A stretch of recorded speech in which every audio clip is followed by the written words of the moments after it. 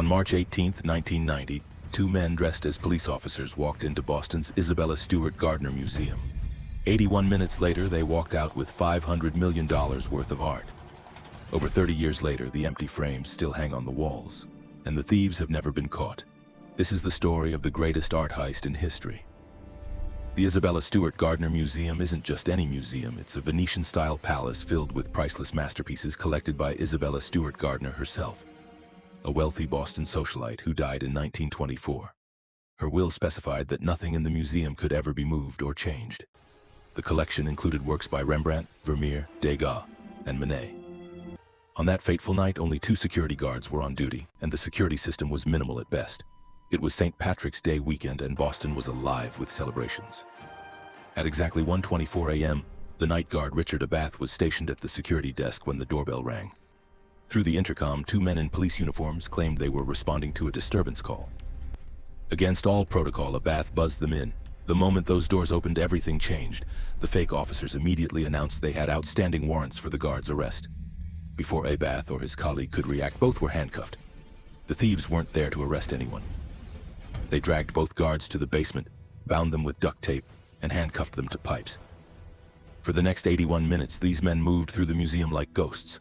Motion detectors recorded their every step. They knew exactly where to go.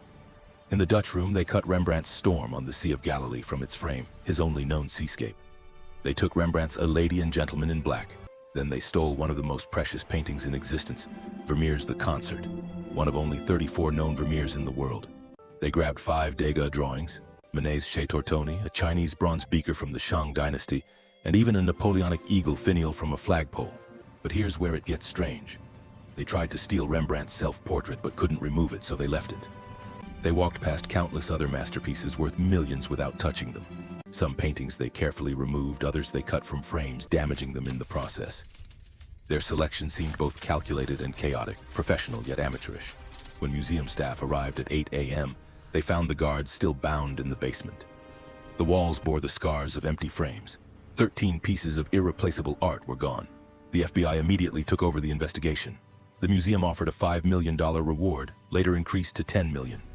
It remains the largest art theft in history, and despite thousands of leads, not a single painting has been recovered. Suspicion immediately fell on guard Richard Abath. Why did he break protocol and let them in?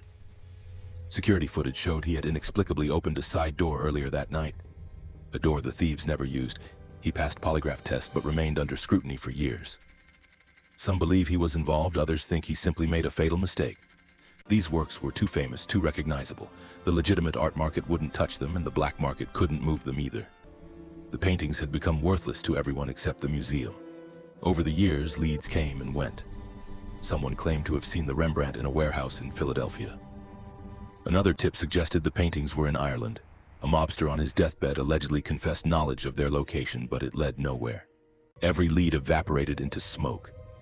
Then in 2013, the FBI made a stunning announcement. They knew who the thieves were.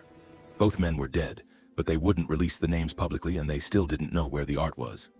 The investigation suggested the paintings had been moved through organized crime networks in the years following the heist, passing from hand to hand, possibly crossing international borders.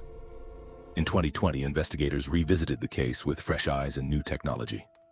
They interviewed witnesses again, analyzed old evidence with modern forensic techniques, and chased down decades-old leads.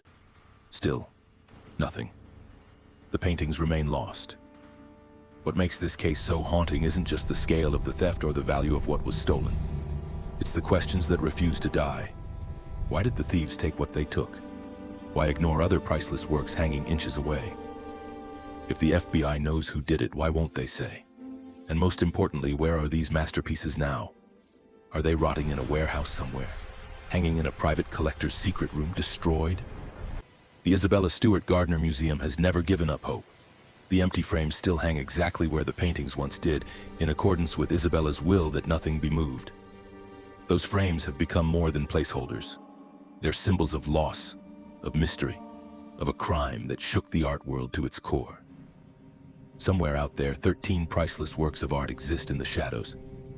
Someone knows where they are. Someone knows what happened that night. The question is, will they ever come forward? Or will the empty frames of the Gardner Museum continue to stare back at us, holding secrets they'll never tell? This is Shadow Archives, where forgotten crimes come to light.